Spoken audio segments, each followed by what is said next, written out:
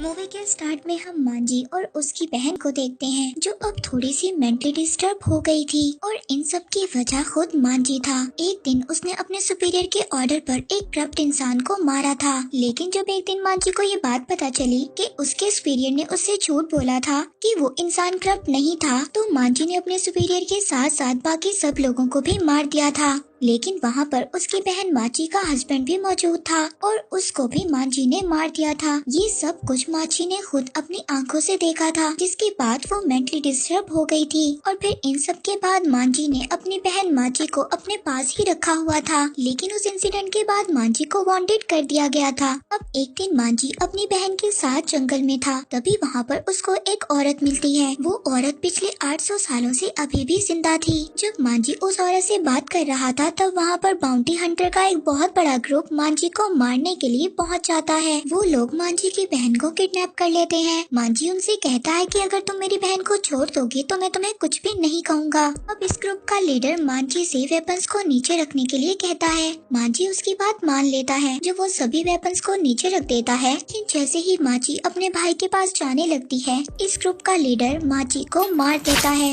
अब ये सब देखने के बाद मांझी को बहुत ज्यादा गुस्सा आ जाता है। वो इस ग्रुप के सभी लोगों को एक एक कर मार देता है और इसी के दौरान मांझी की एक आंख बहुत बुरी तरह से इंजर्ड हो जाती है और साथ ही उसका फेस भी कट जाता है और मांझी का एक हाथ भी फाइट के दौरान कट गया था। और लास्ट में मांझी के सामने सिर्फ इस ग्रुप का लीडर ही बचता है। मांझी अब उस ग्रुप के लीडर को भी मार देता है, लेकिन अब वो भी बहुत ज्यादा इंजर्ड हो गया था। इसके बाद वहाँ पर वही औरत आती है जो 800 सालों से जिंदा थी। मांझी उस औरत को कहता है कि तुम मुझे मार दो, अब मेरी लाइफ की आखिरी वजह भी खत्म हो चुकी है। लेकिन वो औरत मांझी को मारने की बजाय उसकी बॉडी में ब्लड वॉर्म्स को प्लांट कर देती है। उसकी वजह से वो वॉर्म्स मांझी की बॉडी को हील कर देते हैं और अब मांझी का कटा हुआ हाथ भी छूट जाता है। और इतना ही नहीं, मांझी अब इमॉर्टल हो गया था, यानी कि एजलेस, वो कभी भी नहीं मर सकता था। इसके बाद मूवी का सीन शिफ्ट हो जाता है। यहाँ पर हम 52 इयर्स के बाद देखते हैं एक मास्टर कुछ लोगों को क्लास दे रहे थे। यहाँ पर मास्टर की बेटी रिन भी ट्रेनिंग कर रही थी। तभी यहाँ पर सोसाइटी का लीडर अनुसु अपने लोगों के साथ आ जाता है। वो यहाँ पर आकर सभी लोगों को मार देता है। इसके बाद वो मास्टर के पास आता है। अनुसु की एक सोसाइटी थी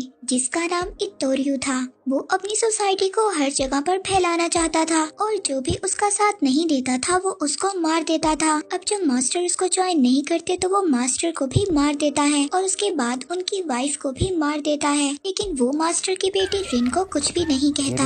अब रिन को अपनी पेरेंट्स की डेथ के बाद बहुत ज्यादा गुस्सा आता है। रिन अपने पेरेंट्स की डेथ का बदला लेने का डिसाइड करती है। तभी यहाँ पर वही औरत आती है जिसने मांझी को हील किया था। वो यहाँ पर आकर रिन से कहती है कि तुम्हें अपने साथ एक बॉडीगार्ड को हायर कर लेना चाहिए, क्योंकि वो अकेले बिल्कुल भी कुछ भी नहीं कर सकती। अगर वो अपने साथ मांझी को ले लेगी तो उसका काम और भी ज्यादा आसान हो जाएगा, क्योंकि मांझी कभी भी नहीं मर सकता। अब रिन उसकी बात को मान लेती है और मांझी को ढूंढने निकल जाती है। अब रिन काफी कोशिश के बाद मांझी को ढूंढ लेती है जो एक झोपड़ी में रहता था। मांझी जब रिन को देखता है तो काफी ज्यादा शॉक्ड हो जाता है, क्योंकि रिन बिल्कुल उसकी मरी हुई बहन की जैसी लग रही थी। रिन अब मांझी को सब कुछ बताती है और कहती है कि वो उसके पेरेंट्स की डेथ का बदला लेने के लिए उसका साथ दे, लेकिन मांझी उसको मना कर देता है। वो रिन से ये कहता है कि लोग उसको मर्डर समझेंगे। अब रिन मांझी की बात सुनकर जब यहाँ से जा रही होती है तो रास्ते में उसको एक आदमी नजर आता है जो एक तोरियो सोसाइटी का ही मेंबर था और उस आदमी ने अपने लेफ्ट शोल्डर पर रेन की मदर के सर को लगाया हुआ था। रेन उस आदमी को मारने के लिए उस पर अटैक करती है, लेकिन वो आदमी खुद को प्रोटेक्ट कर लेता है। तभी वहाँ पर मांझी भी आ जाता है। अब इस आदमी और मांझी के दरमियान बहुत ज्यादा फाइट होती है। ये आदमी मांझी को मारकर इंजर्ड कर देता है और बाद में रेन को मारने की कोशिश करता है। अब ये आदमी जब रेन को मारने ही वाला था तो मांझी उठकर पीछे से इस पर अटैक कर देता है और वो आदमी मर जाता है।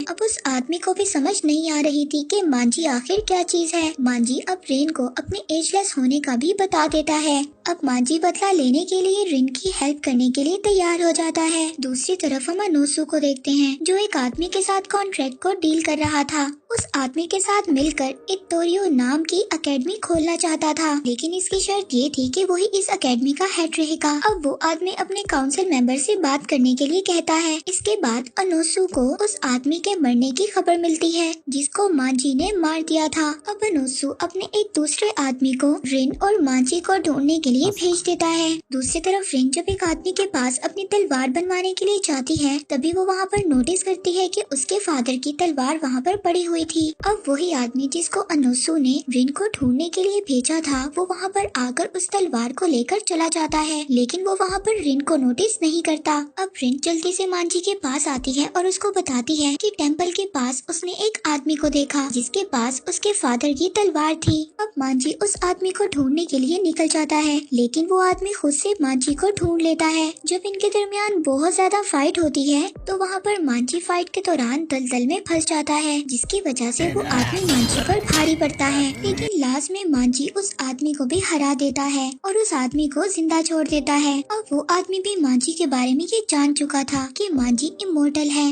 और वो उस आदमी से तलवार लेकर रिन को दे देता है। अब वो आदमी अनोसू के पास वापस जाता है और उसको भी मांजी के इमोर्टल होने का बता देता है। वो कहता है कि वो आदमी नहीं है, वो एक मॉन्स्टर है। वो बताता है कि उसकी बॉडी के वॉर्म्स उसके जख्मों को भर देते हैं। नेक्स्ट सीन में हम देखते हैं मांजी और रिन जब एक रेस्टोरेंट में जाते हैं तो वहाँ पर एक आदमी आता है जिसको दोबारा से अनोसू ने रिन को मारने के लिए भेजा था। अब वो आदमी मांजी से कहता है कि अगर तुम चाहो तो हम दोनों मिलकर अनोसू को खत्म कर सकते हैं, लेकिन मांजी उसके ऑफर को नहीं मानता। इसके फौरन बाद वो मांजी पर अटैक कर देता है। मांजी उस आदमी को भी अपनी तलवार से मार देता है, लेकिन मांजी जब उसको मारकर यहाँ से जाने लगता है तो वही आदमी जिंदा खड़ा हो जाता है और वो बताता है कि वो भी मांजी की तरह ही इमोर्टल है और वो बताता है कि वो पूरे 200 सालों से जिंदा है। तभी अचानक से वो अपनी तलवार से मांजी पर अटैक कर देता है। मांजी की बॉडी से अब ब्लीडिंग स्टार्ट हो जाती है क्योंकि उस आदमी ने अपनी तलवार पर कोई पॉइजन डाला था।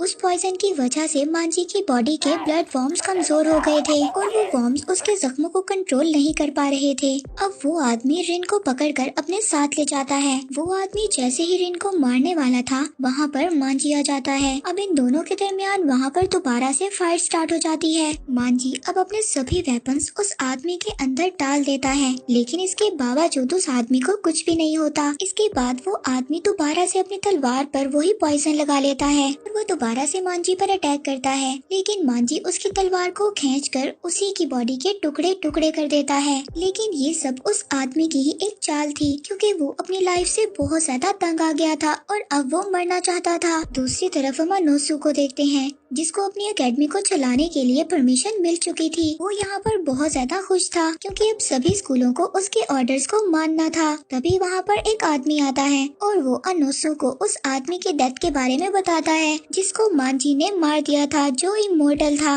इसके बाद अनोसू अब रिन और मांजी को मारने के लिए अपने सबसे लॉयल फॉलोअर एक लड़की थी उसको भेजता है। अब वो लड़की आते ही सार मांजी पर अटैक कर देती है, लेकिन मांजी अब वीक हो गया था क्योंकि उसके जख्म अभी पूरी तरह से भरे नहीं थे। वो लड़की मांजी को बहुत ज्यादा जख्मी कर देती है। वो लड़की अपनी तलवार से मांजी का हाथ भी काट देती है, लेकिन तभी उसे ये बात समझ आती है कि उसके पास ऐसी कोई वजह नहीं थी कि वो मांजी से फाइट कर रही थी। तभी यहाँ पर रिन तलवार लेकर उस लड़की के सामने आ जाती है और उसको कहती है कि मांजी मुझे प्रोटेक्ट कर रहा है और मैं इसको मरने नहीं दे सकती।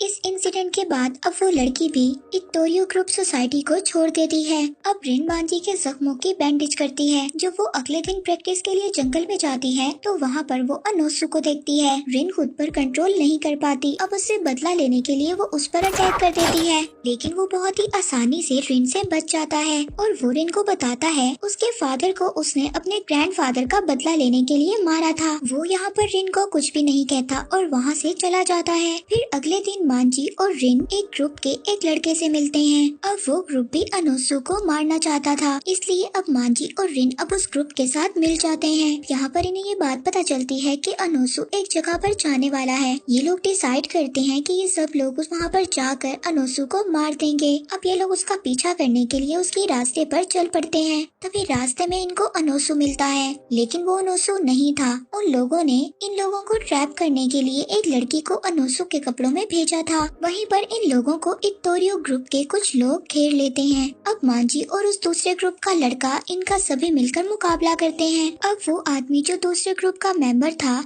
वो उस लड़की के साथ बदतमीजी करने की कोशिश करता है जो अनोसू के भेस में आई थी। तभी रिन उसको ये सब कुछ करने से रोकती है, लेकिन वो रिन को वहाँ पर मारने की कोशिश करता है। मांजी अब उस आदमी का वो हाथ ही काट देता है, जिससे वो रिन को मारने की कोशिश कर रहा था और वो वहाँ से भाग जाता है। अब मांजी रिन को घर वापस ले आता है, उसकी बैंडेज करता है और उसको खाना खिलाता है। यहाँ पर रिन को वो अपनी कहानी भी बताता है कि कैसे उसने अपनी बहन को खो दिया था। जब मांजी घर पर नहीं था तो उसको रिन का एक लेटर मिलता है और वो लेटर देखकर ये समझ आता है कि रिन अकेले ही अपना बदला लेने के लिए निकल गई है, क्योंकि रिन अब ये नहीं चाहती थी कि उसकी वजह से मांजी की जान को कोई खतरा हो। लेकिन मांजी रिन को ढूंढने के लिए उसके पीछे निकल जाता है। दूसरी तरफ हम अनोसू को देखते हैं जो उस काउंसिल से मिलने के लिए गया था, जिसने उसको अकेडमी की परमिशन देनी थी, लेकिन अब वो इनकार कर देता है। यहाँ पर अनोसू ये बात समझ आता है कि उस आदमी ने उसको अपने ट्रैप में फंसा लिया था। अब यहाँ पर अनोसू को काउंसिल के बहुत ज्यादा लोग उसको घेर लेते हैं। तभी अनोसू यहाँ से भागने लगता है। यहाँ पर रिन भी उसको ढूंढते हुए आ जाती है। वो रिन को बताता है कि इत्तोरियो ग्रुप को गैर कानूनी करार दे दिया गया है और अगर तुम भी अपनी जान बचाना चाहती हो तो यहाँ से भाग जाओ। दूसरी तरफ हम देखते हैं कि इत्तोरियो ग्रुप के सभी लोग मर गए थे।